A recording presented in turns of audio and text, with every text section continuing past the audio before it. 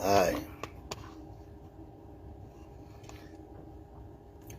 Mes chers compatriotes, bonsoir.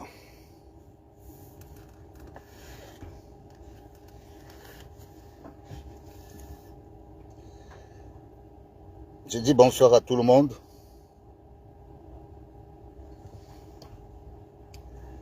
Moi, je suis toujours sur les routes. Je me trouve à Tilburg, aux Pays-Bas. Je ne sais pas si le son est bon. Vous pourriez me confirmer.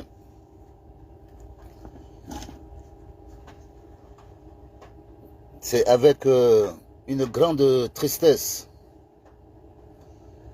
que j'ai appris ce jour qu'un jeune de 15 ans, un jeune de mon village, un enfant que j'ai laissé au Cameroun, est mort aujourd'hui de suite d'un accident de moto. À 15 ans. Quand nous, on apprend ça, ça nous fait très mal au cœur. Je parle de cet enfant, je sais qu'il y a beaucoup d'enfants qui meurent de moto au Cameroun. Et on sait à quel point les motos aident certaines familles à vivre. Mais quand on vous annonce qu'un enfant de 16 ans est mort à cause d'un accident de moto, sûrement il cherchait 500 francs ou 1000 francs, ma journée de travail se gâte. Ma journée de travail se gâte. Et les responsables de cette situation, eux, ils sont là. Insensibles. Incapables de voir cette jeunesse qui se meurt. Parce qu'elle n'a même pas de quoi chercher à subvenir à ses besoins primaires. Donc, je pense bien sûr à la famille. Ce gamin était magnifique, je le connais très bien. Je suis revenu du Cameroun en fin 2022. Une année et quelques, on me dit qu'il est mort. Et dès comme ça, j'en reçois tout le temps des morts. Morts de moto, morts de moto. Nos enfants se meurent au Cameroun. Il faut qu'on fasse quelque chose. Moi, ma campagne de sensibilisation continue. J'avais décidé de m'arrêter pour rencontrer un papa, le président de la région du Sud. J'annonce suffisamment tôt ce que je vais dire afin qu'on interpelle les concernés. Je sais donc que papa Emmanuel Vin est en train de m'entendre. C'est un papa qui est très affectueux pour la personne, très affectueuse. C'est un papa qui est à l'origine qui n'a pas de problème. Ça me fait mal de me sentir obligé d'exposer ce papa. Mais nous sommes à l'heure du changement.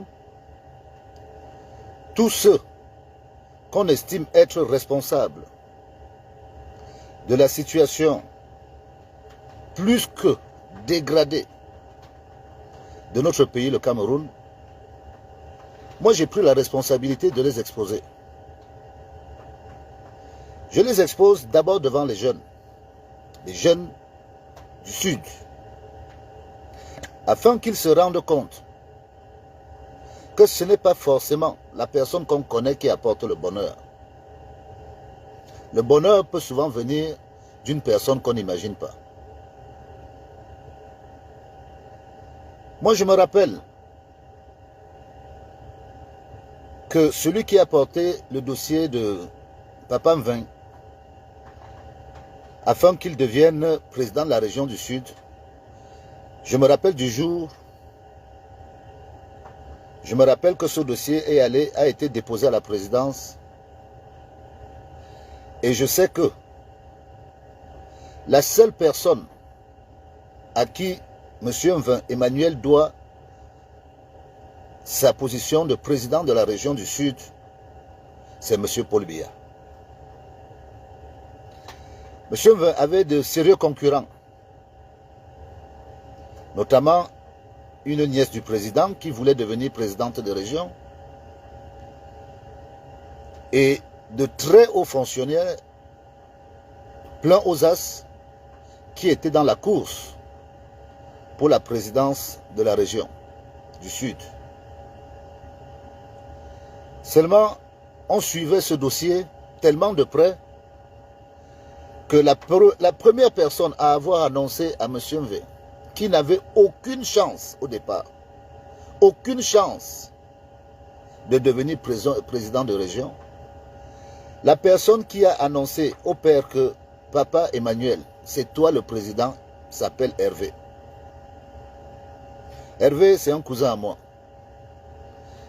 C'est lui qui a suivi le dossier de M. Mve au niveau de la présidence, en passant bien sûr par M. Ayolo, parce que c'est Ayolo qui a porté le dossier pour le mettre sur la table du président. Et finalement, le président de la République a fait confiance à M. Mve. M. Mve était au quartier. Moi, je connais des personnes qui lui ont fait des orange money 2 jours avant sa nomination. 2 jours. Quelqu'un m'a montré, me dit, Guy, regarde, j'ai envoyé 100 000 à Papa Mve. Il avait besoin. 2 jours avant qu'il ne soit nommé. C'est pour dire à quel point le papa n'était plus en forme. Mais ça, ce sont les faits de la vie. Ça peut arriver à tout le monde de passer des moments où on n'a pas la forme. Mais quand on a la chance, quand on a la responsabilité de prendre une région sur son dos, moi je crois qu'on doit mesurer les actes qu'on pose. Parce que déjà en 2018, on était déjà inquiet de l'âge du président. Et nous nous sommes fait à l'idée de se dire que bon, il n'avait jamais fait de CAN. On peut lui permettre de faire la CAN. Il n'a pas préparé le pays pour la transition. On se dit que cette fois-ci, il va préparer le pays pour la transition. On s'est donné toutes les raisons pour essayer d'accompagner le père, le président de la République, qui avait déjà un bilan qui n'était pas bon. Il avait déjà un bilan qui n'était pas bon en 2018. Mais beaucoup de Camerounais ont suivi le président en se disant qu'il va permettre une transition pacifique. C'est le pari de beaucoup de Camerounais. Notamment, moi je l'avoue, moi je souhaitais qu'il donne la main, qu'il passe la main. Peu importe la personne, je souhaitais que ça se passe exactement d'une manière à ce que le pays ne rencontre pas de problème. Parce que notre souci, c'est que notre pays ne tombe pas dans les problèmes. Donc, M. Mve a pris fonction avec les avantages de la fonction. À peine les choses commençaient que j'entendais déjà des bruits de certains marchés publics que je ne pouvais pas évaluer, mais qui me disaient par exemple qu'il y a eu un marché de 60 millions pour l'achat des rideaux au niveau de la région du Sud. Je trouve que 60 millions pour acheter des rideaux, déjà c'est beaucoup. Mais je n'entre pas dans des dossiers que je ne connais pas parce que j'ai suivi ça par voie de presse. Je n'ai pas connu le dossier en profondeur. Moi, je passe dessus. La raison pour laquelle j'ai demandé à faire escale chez papa Emmanuel Mve vient du fait que il y a de cela 2 ans, le papa Emmanuel Mve a monté un dossier en ayant pour ambition d'investir dans le cadre des forêts communautaires. C'est-à-dire quoi? Il s'est donné l'idée d'aider tous ceux qui avaient des forêts communautaires à pouvoir transformer le bois parce qu'ils n'avaient pas de moyens. Donc, il s'est dit, on va budgétiser une somme d'argent Et on va contacter toutes les forêts communautaires du Sud pour leur apporter une assistance à la transformation de bois. Il a même demandé, en faisant un dossier, que le ministère des Forêts donne des forêts à la région. Quand on m'a présenté ce dossier, j'ai dit les choses très franchement. J'ai dit que votre affaire que vous lancez là ne va pas marcher. Parce que ceux qui gèrent les forêts communautaires sont des entités différentes. Et les gens n'aiment pas se mélanger quand il s'agit de faire des affaires d'argent. Donc mélanger toutes les forêts communautaires à dire qu'on va les assister, c'est au fait entrer dans la gestion d'une société qui à la limite ne regarde pas la région. Monsieur V n'a pas pris mes conseils au sérieux. J'en ai parlé à Hervé. Hervé avait un enthousiasme. Mais Hervé avait un problème, c'est qu'il ne connaissait plus la législation forestière du Cameroun. Moi, je la suivais partout où je vais. Je suis ce qui se passe au Cameroun. Je vends le bois camerounais même étant ici en Europe. Quand mon camion m'énerve, je prends ma voiture, je deviens commercial. Je vends le bois et je prends ma part au passage. Mais le camion est un bon outil pour moi. Il me permet de me déplacer en Europe et il me permet de découvrir beaucoup de choses. C'est pour ça que je suis dans un camion. Monsieur Emmanuel V a donc pris sur lui, dans le budget, je crois 2021, de décaisser 300 millions de francs CFA pour s'occuper de cette affaire de forêt dont moi j'avais l'assurance qu'elle ne pouvait pas marcher. Il faut que les jeunes boules m'écoutent bien. Parce que si vous vous trouvez dans cette situation-ci, et qu'on vous promet des choses, il faut reconnaître d'abord les erreurs de gestion que font nos aînés et leur appétit à prendre l'argent public au détriment des réalisations qu'ils doivent réellement faire. Ceci fait que dans le marché public de 300 millions qui a été lancé par la région à l'initiative du président de région, M. Emmanuel V, celui qui a gagné le marché des 300 millions n'est autre que le trésorier payeur général des Bolova, le TPG des Bolova. C'est lui qui a gagné ce marché. Ce TPG, si j'ai bon souvenir, il a été détaché soit au consulat du Canada, il doit être au Canada ce TPG. C'est un ancien TPG des Bolova. Il a été affecté au Canada. Je ne sais pas s'il a pris service, mais j'ai eu vent de cette affaire. Seulement, l'usage des 300 millions a marché comment? C'est que M. V a jugé utile, sans avoir eu l'autorisation ni du ministère des Forêts, ni des forestiers qui s'occupaient des forêts communautaires, il a décidé tout seul d'aller acheter des unités de transformation de bois. Il est donc monté à Yaoundé. Il a acheté 4 Lucas Mill.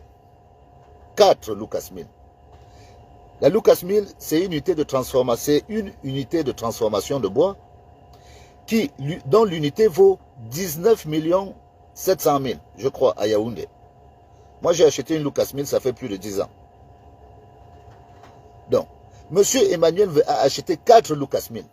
Une Lucas Mill vaut à tout casser, transport compris, livret et Bolova, 20 millions. Une Lucas Mill. M.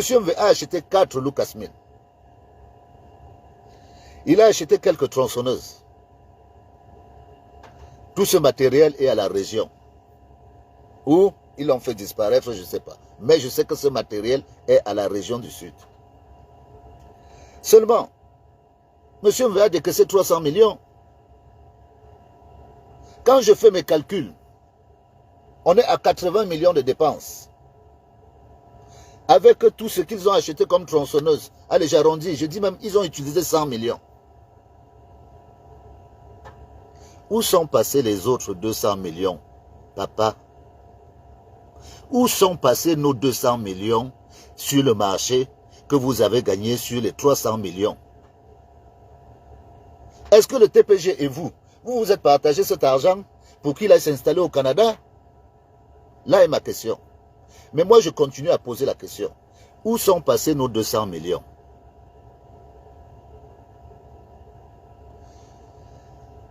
Cette affaire m'énerve tellement que tout ce que le président de la République nomme, j'ai l'impression qu'ils viennent vraiment faire le contraire de ce que dit le président.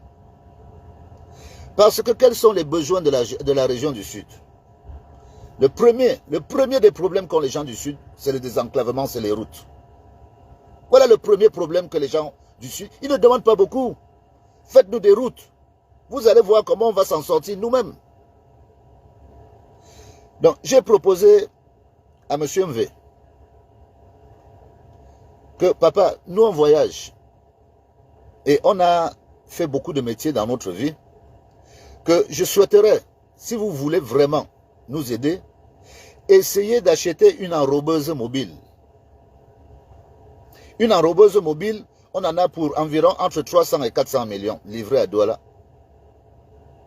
L'enrobeuse mobile a son four, il a son mélangeur. On a juste à prendre du gravier et du goudron qu'on achète parce qu'on est producteur de pétrole.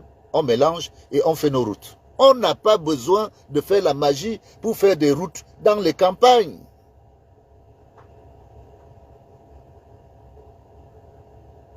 Donc, vous avez pris l'argent pour aller monter un dossier qui n'a jamais abouti. Vous êtes allé faire des achats pour des machines dont vous ne savez pas quoi faire. On a été planté de 300 millions. Si vous aviez pensé, si vous aviez agi en pensant à la mission que le président vous a assignée, c'est-à-dire présider une région enclavée, vous-même pour aller dans votre village en saison de pluie, vous réfléchissez 3 fois. Vous-même, Papa MV. Pour arriver dans ton propre village en saison de pluie, tu réfléchis 3 fois, mon père. Pourquoi vous faites ça? Pourquoi vous nous faites ça?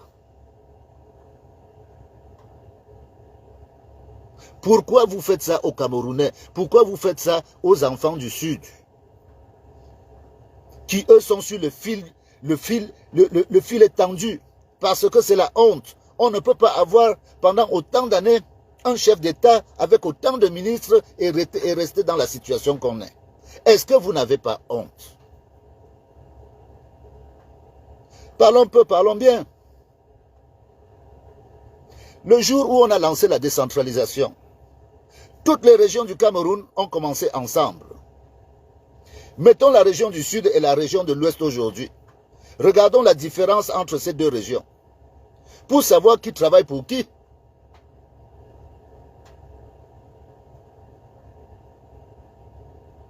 Moi, je pose les questions. Vous avez le pouvoir de demander des budgets pour faire votre travail. Vous faites sortir de l'argent pour ne pas faire votre travail, pour vous désintéresser vous-même. Papa MV, je suis déçu. Je suis déçu. Je suis déçu que vous fassiez ça. Là où le président de la République vous a pris, vous n'aviez même pas arrangé vos maisons au village. Vous étiez complètement en ruine. Ça peut arriver. On vous met au sommet d'une institution où vous êtes en concurrence avec des gens super riches, avec des gens qui sont en activité. Mais vous, on vous prend. Papa, on vous prend. On vous met président de région. La seule chose que vous trouvez à faire, c'est venir nous planter de 200 millions. Et vous allez dire aux gens, votons Paul Biya. Sur quelle base? Moi, dites-moi, sur quelle base? Pour continuer à nous appauvrir? Moi, j'ai décelé certaines choses qui se passent là-bas. D'ailleurs, Papa MV, moi je me rappelle, tu t'es arrêté là où on était en train de monter un projet de ferme de volailles exotiques à Sarmelima, à Akaïse. Tu t'es arrêté. Tu as vu l'investissement que nous on a fait avec notre argent gagné. C'est-à-dire qu'on gagne notre argent, on achète des machines. J'ai acheté des couveuses, j'ai acheté des éclosoirs, on a acheté des plaques solaires. On est venu là-bas, on a installé tout un parc. C'était illuminé. On vous a montré que le problème de la volaille au Cameroun, c'est que le Cameroun n'a pas de parentaux. Le Cameroun est obligé de faire importer des œufs pour qu'on mange les poulets qu'on voit tous les jours au marché. Ces œufs prennent l'avion. On les achète en France ou en Espagne. Enfin, on les achète en Europe pour aller les incuber en Afrique et élever les poussins pour les mettre à disposition du public. Donc notre réflexion était de faire des parentaux avec des espèces tropicales. Quand vous êtes arrivé chez nous, vous avez trouvé des cailles, vous avez trouvé des dindes, vous avez trouvé des pentades, vous avez trouvé des canards, vous avez trouvé des poules de soie, des poules soie. Moi, quand je suis au Cameroun, je vends une poule soie à 75 000 francs. Une poule. Vous avez été émerveillés de voir ce qu'on pouvait emmener. Ça pouvait être un site touristique. On voulait faire venir des autruches. On voulait faire venir des espèces que des gens à 100 000 n'ont jamais vues. Vous vous êtes arrêtés. Vous avez vu le travail qu'on a abattu. Sans l'aide de qui que ce soit. On vous a dit ceci. Prenez le relais. Parce que c'est des emplois. Aidez à ce que cette structure fonctionne. Moi, je ne vais pas aller élever les animaux. J'investis parce que je pense que mes enfants vont venir au Cameroun. Il faut qu'ils voient des choses qu'ils ne pourront pas voir ailleurs. Donc, cet investissement, est-ce que vous vous êtes levé un jour pour dire on va soutenir ces gens-là parce que ils ont une très bonne idée? On a commencé cette affaire à Yaoundé. Le directeur des PME du ministère des Petites et Moyennes Entreprises est venu voir nos locaux. Pourquoi? Parce qu'au Cameroun, quand on voit des fermiers, on voit des gens qui élèvent juste du poulet de chair ou bien des pondeuses. On n'a jamais trouvé au Cameroun quelqu'un qui élève des espèces différentes. Monsieur Emmanuel V, la caille grise du désert, la caille grise du Sahara, nous on avait des commandes où des gens quittaient la Belgique pour nous acheter un œuf à 100 €. Un œuf. On va jusqu'au nord pour prendre ces espèces. On les amène, on les apprivoise et on les multiplie. C'était ça notre business. Pas pour s'enrichir, pour permettre qu'il y ait une activité autre. Pour que les gens voient avec leurs yeux ceux qui ne peuvent pas. Il y a plein de gens qui ne peuvent pas quitter le sud pour aller voir des autruches au nord. Nous, on voulait ramener des autruches du nord pour les amener au sud, que ce soit un parc d'attraction. Vous avez tué ça dans l'œuf. Et vous m'avez demandé de venir dans votre village. Vous aménagez votre ferme à vous. Voilà ce que vous m'avez demandé. Que vous aimeriez que je vienne dans votre village, vous arranger votre ferme à vous. C'est parce que j'ai beaucoup de respect pour vous que je n'ai pas voulu répondre. Parce que ce que j'attendais de vous, en tant que président de région, c'est de dire merci pour ce que vous faites. Nous, on va continuer avec les jeunes. C'est tout ce que nous on demandait. C'est sur le fruit de notre travail. Donc, ce qui est de votre ressort, le travail que vous devez faire, qui est de promouvoir tous ceux qui ont des initiatives, vous ne faites pas. Les missions qu'on vous donne pour venir améliorer la vie des jeunes, vous ne faites pas. Quel est le Cameroun que vous voulez nous laisser? Moi, c'est pour ça que je me suis arrêté chez vous. Et j'ai dit qu'à chacun, là où je vais m'arrêter, chacun aura son dossier. Parce que quand les jeunes vous voient à Sarmelima, Quand on vous voit à Ebolova, on se dit que ce monsieur-ci peut nous aider. Mais en vérité, vous n'êtes pas là pour nous aider. Vous n'êtes pas là pour travailler au profit de la région. Vous êtes tous là pour essayer, pour certains, de se refaire une santé, d'autres de se refaire une trésorerie, d'autres d'amasser de l'argent juste pour amasser. Parce que si on demande à tous ceux qui prennent de l'argent là, que vous allez faire quoi avec cet argent, je suis sûr et certain qu'ils n'ont aucun projet sur l'argent qu'ils volent. Ils volent par principe. Ils volent par habitude. Par facilité. Donc, ma petite visite chez vous ne va même pas trop durer. Elle ne va pas trop durer. J'ai beaucoup de respect pour vous. Je ne vous manquerai jamais de respect parce que vous êtes un parent. Mais, vous voyez, vous avez fait venir votre fils du Canada. Vous l'avez intégré dans une société au Cameroun. Sans qu'il y ait besoin, ni qu'il y ait un carnet de commandes qui dit que la société a besoin de votre fils comme expert. Il n'a fait aucun concours. Il n'a eu, je ne sais pas, il est venu, il est entré. Parce que vous avez appelé le directeur de DC, vous êtes président de région, votre enfant doit entrer. C'est ce Cameroun-là. C'est dans ce Cameroun-là que vous dites que, non, attendez, on continue. Et nous, les orphelins, on fait comment?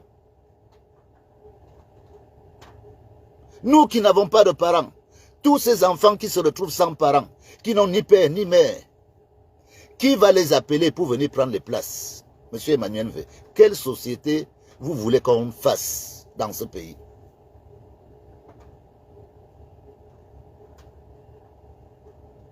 Moi, je prends les Camerounais à témoin. Je fais mon travail. Je fais ce que je me suis dit, je me suis engagé de faire. Vous ferez de moi ce que vous voulez.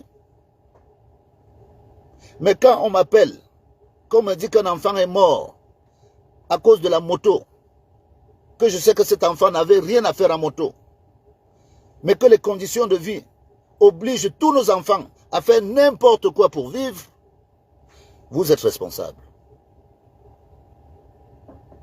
Vous êtes responsable. Moi, je lance un appel à tous ceux qui disent que Paul Biya est l'homme le plus renseigné du Cameroun. Que Paul Biya m'écoute. Qu'il m'écoute bien. Je lui dis, grand frère, tu n'es pas mon père, traditionnellement. Grand frère, excellence. Tous ces gens qui sont autour de vous, je me demande même si vous les reconnaissez encore. Notre pays va mal.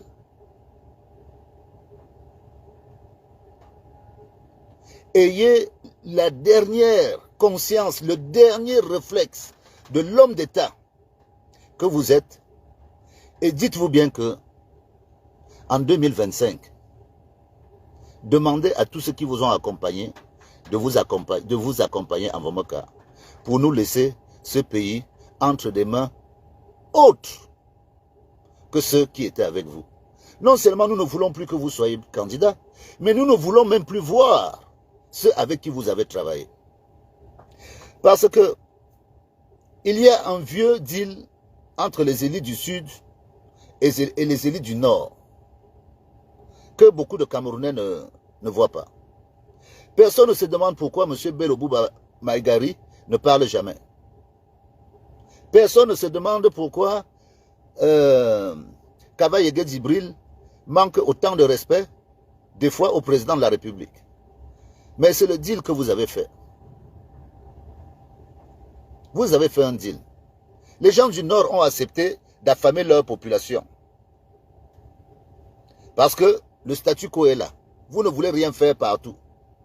Les gens du Sud, eux, ont décidé de dilapider tout ce qu'il y a comme richesse en compensation à certaines élites du Nord et à d'autres élites du Cameroun, au détriment de la jeunesse du Sud.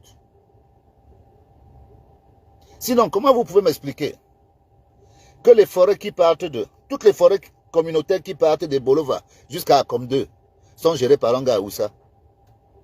Où est la décentralisation? Si un gars Aoussa se retrouve à gérer 30, 40 forêts communautaires dans la région Boulou, est-ce qu'un Boulou peut aller gérer le bien des Aoussa? Quel est le sens de la décentralisation? Moi, c'est la question que je pose. C'est que ce sont les populations qui doivent gérer leurs biens. Mais quand vous prenez nos biens, vous donnez aux Aoussa pour garder le pouvoir, parce que tout ça c'est pour le maintien du pouvoir. Et au nord, vous ne donnez rien aux Aoussa. C'est pour ça que Boko Haram est là-bas. Vous ne donnez rien aux gens du nord. Les enfants meurent de faim. Kaba Yege, chaque année, veut faire des séminaires de la famine au nord. Et les commerçants viennent au sud se faire de l'argent. Ça, c'est le deal que vous avez fait entre vous, les élites. C'est pour ça que beaucoup de dossiers me parviennent. D'autres qui viennent de l'ouest, d'autres qui viennent du nord, parce que les gens ont peur. Moi, ma vie ne coûte rien. Vous allez prendre ma vie. Mais jusqu'en 2025, je continuerai à parler. Je continuerai à parler. Les dossiers des autres régions, je vais les aborder. Parce que on ne peut pas cacher les choses en se disant qu'on va changer pour continuer avec nous d'entraîner la mauvaise graine. On ne peut pas. On doit nettoyer toute l'écurie. Toute l'écurie. Les nordistes doivent savoir que Bello Bouba Maïgari, s'ils ont faim, Bello Bouba est responsable. S'il y a la famine, Kaba Yege est responsable. Moi, je ne parle pas de ceux qui arrivent en bas, les Madaouda et les autres. Mais chacun, malheureusement, se retrouve à avoir quelque chose. Moi, je parlerai. Je vais prendre le temps d'expliquer aux Camerounais, en général. Pour l'instant, je reste dans le sud. C'est pour ça que je suis venu voir le président Emmanuel. Je dis que ce papa, je l'adore. Personnellement, c'est un homme bien. Mais le fait qu'il prenne notre argent public sans faire le travail, c'est là où lui et moi on divorce. C'est là où lui et moi on ne s'entend pas. Est-ce que c'est cet héritage que vous voulez nous donner? Un héritage de la kleptomanie? Où la confusion entre le bien public et le bien privé, il n'y a plus de limite? Non. Je ne peux pas être d'accord avec vous.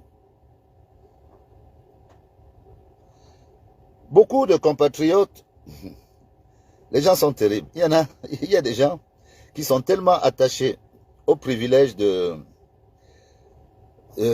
pouvoir dictatorial. Ils sont tellement attachés à des vieilles habitudes qu'ils se disent que les choses ne peuvent pas changer autrement. Moi, je vais vous raconter une histoire.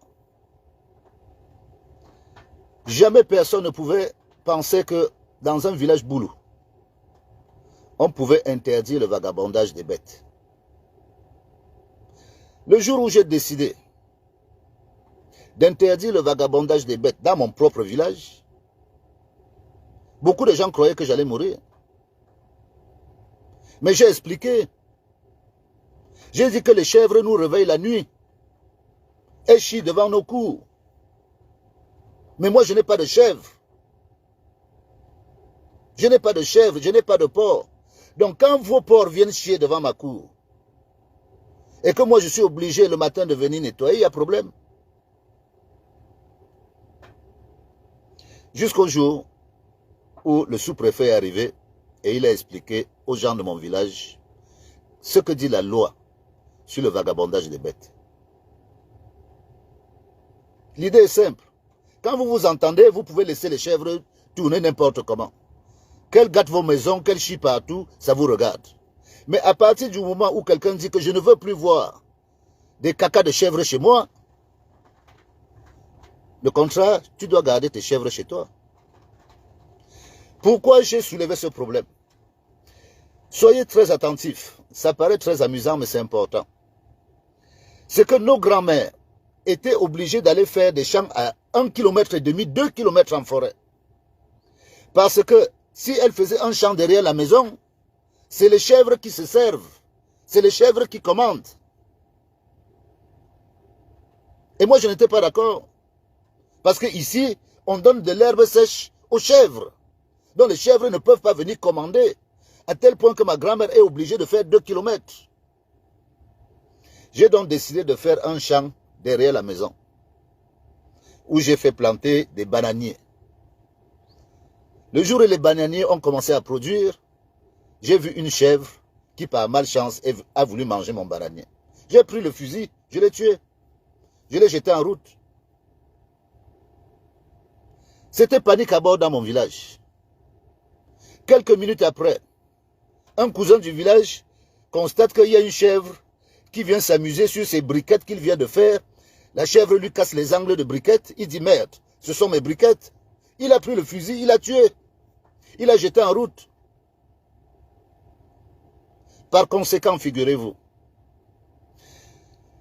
tous les propriétaires de chèvres ont débarqué. Et c'est dans cette débandade qu'on s'est rendu compte qu'il y a des gens qui venaient des autres villages, qui venaient lâcher des chèvres chez nous, pour que nous, on garde les chèvres, pendant qu'eux, ils sont tranquilles chez eux. Allez dans mon village, essayez de mettre encore une chèvre dehors. Vous-même, vous viendrez me dire ce qui va vous arriver. Si votre chèvre survit 5 minutes, moi j'arrête de parler. Parce que les gens peuvent manger le maïs derrière la maison. Les gens peuvent manger le manioc derrière la maison, sans avoir peur qu'une chèvre ne vienne manger ces tubercules. Donc dans la vie, c'est un choix. La vie, c'est un choix. Quand on veut faire changer les choses, on se lève et on fait changer les choses. Bien sûr, c'est des mesures, parce que souvent, c'est traditionnel, hein, ce que je dis. Nos arrière-grands-parents, nos grands-parents, avaient des astuces pour garder les animaux comme ça, sans que ces animaux ne gênent les autres. Ça, c'était leur contrat dans le passé. Mais le contrat n'existe plus aujourd'hui. Donc maintenant, les choses ont changé. Donc ceux qui se disent que les choses ne doivent pas changer, ils se trompent. Parce que les choses vont changer. C'est dur. Je sais que c'est dur. Mais en 2025, ayons le courage de regarder quelqu'un d'autre que Paul Biya. Moi, c'est ça que je vous dis, mes frères, mes sœurs. Regardons quelqu'un d'autre. N'écoutons plus des menteurs. Si nous ne voulons plus avoir le résultat des menteurs. C'est ça que moi je dis. Vous ne pouvez pas demander à un huissier de justice de vous faire un rapport d'huissier de justice et vous lui donnez le salaire d'une ménagère. Vous allez avoir le rapport d'une ménagère. C'est de ça qu'il s'agit. On a des incompétents, on a des malhonnêtes, on a des gens qui n'ont pas la volonté. Pour qui leur rêve, c'est d'avoir de l'argent et de venir s'installer à l'étranger. Et ils sont au Cameroun pour se faire de l'argent. Sinon, comment vous expliquez tous ces investissements à Sao Tomé et Principauté, des sociétés immobilières en France? Comment vous expliquez ça? Alors que nous, on a des problèmes de construction chez nous. Ça veut dire que ces gens n'ont pas du tout l'intention de vivre au Cameroun déjà et de participer avec nous. Mais le pays, ce n'est pas un bonbon. Quand on va sucer le bonbon, on va finir. Le pays est encore là. Il faut juste qu'il parte, qu'on remette d'autres personnes et que le paradigme des affaires et de tout le bon vivre qu'on connaît chez nous revienne. Les gens ont peur aujourd'hui. Même de marcher dans la rue, les gens ont peur. Au Cameroun, les gens ont peur. Le Cameroun n'est plus un pays crédible. Le Cameroun n'est plus un pays en sécurité. Sauf si tu es Camerounais. Et que tu sais comment tu marches. Mais un étranger, venir au Cameroun, il réfléchit 8 fois. En ce moment, Je suis en train de négocier pour voir comment je peux aller avec des responsables au Cameroun au mois de mai. Mais les gars me demandent s'ils seront en sécurité. Parce que c'est des hommes d'affaires, ils veulent découvrir.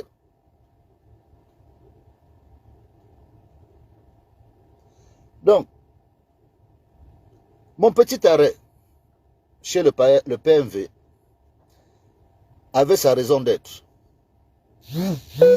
Demain matin, quand il va se réveiller, on lui dira, s'il n'a pas suivi, on lui dira, comme on a dit au ministre des Forêts, comme on a dit au ministre du cabinet civil, on va lui dire demain que Guy a dit que tu as pris 200 millions à l'État camerounais, tu as trompé l'État camerounais que tu faisais un projet et que cet argent-là, c'est notre argent.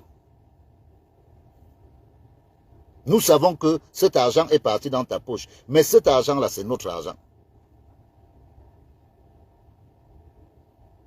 Voilà ce que je voulais dire aujourd'hui.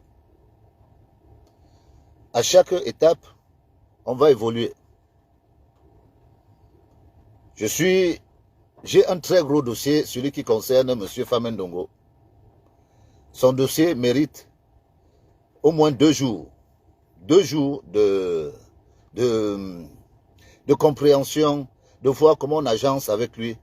Parce que M. Famendongo, c'est l'un des artisans, c'est même l'artisan principal du tribalisme au Cameroun, ce monsieur. Il pue le tribalisme.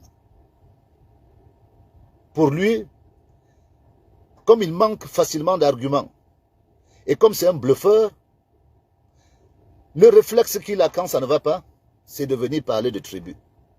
Mais nous sommes une nation. On ne va pas nous réduire à la tribu. On ne pourra pas nous réduire à la tribu. Ce n'est pas aujourd'hui qu'on découvre que les tribus existent. Nous, quand on allait à l'école, il n'y avait pas de différence.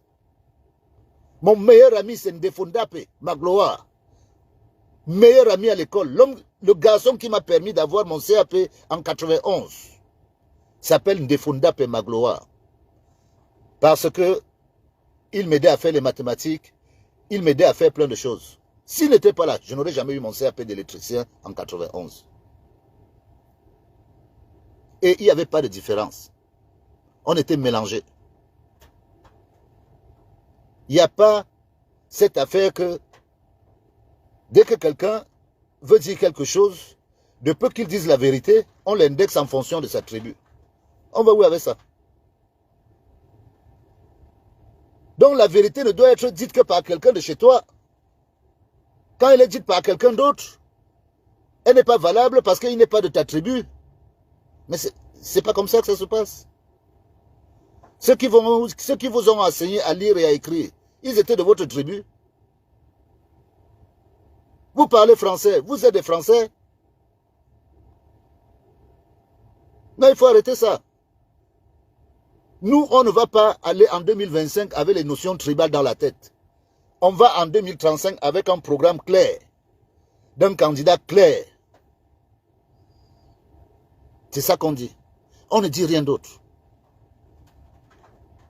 On ne dit rien d'autre.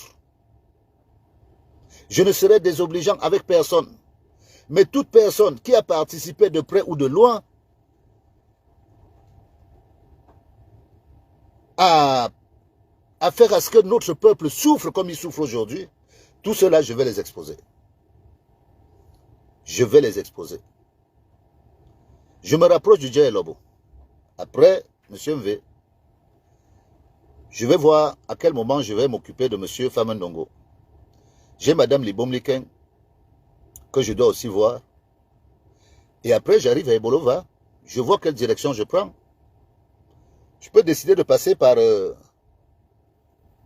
Mongon. Il y a des gens à voir là à Mongon qui ont utilisé l'argent de l'État, enterré des milliards. Quand on leur disait pourquoi ils prennent cet argent, ils se croyaient trop intelligents. Ils n'ont tellement rien fait avec cet argent que cet argent, c'est de la ruine. On est venu enterrer l'argent des Camerounais dans le marécage. Et des comme ça dans le sud, il y en a. Il y a même des gens dans le sud qui étaient tellement prétentieux qu'ils voulaient construire des universités. Moi, je me rappelle d'un haut fonctionnaire qui déclarait que lui, il construit une université personnelle où il va embaucher des agrégés, des machins. Je regardais à distance. Je me disais, mais est-ce que ce monsieur n'est pas salarié? Il avait un salaire. Comment un salarié peut créer une université et payer des agrégés? Donc nous avons du chemin. Nous avons du chemin. J'ai beaucoup de sujets à traiter avec vous. Ma journée s'est achevée. L'heure de prendre ma petite douche est arrivée parce que nous on est de Nangaboko. Quand j'arrive dans un endroit comme ça, je suis obligé d'aller prendre ma petite douche à côté. Je vous remercie. Merci beaucoup. Vous pouvez partager toujours ce qu'on dit. Il y a un impact réel qui se passe au Cameroun par rapport aux interventions qu'on fait. Ce n'est pas pour faire mal aux gens. Non, ce n'est pas pour faire mal aux gens. Je vous assure que de Saint-Mélima, il y a des gens qui me disent merci. C'est à Saint-Mélima qu'on établit l'acte de naissance de M. Paul Biya, à la mairie de Saint-Mélima.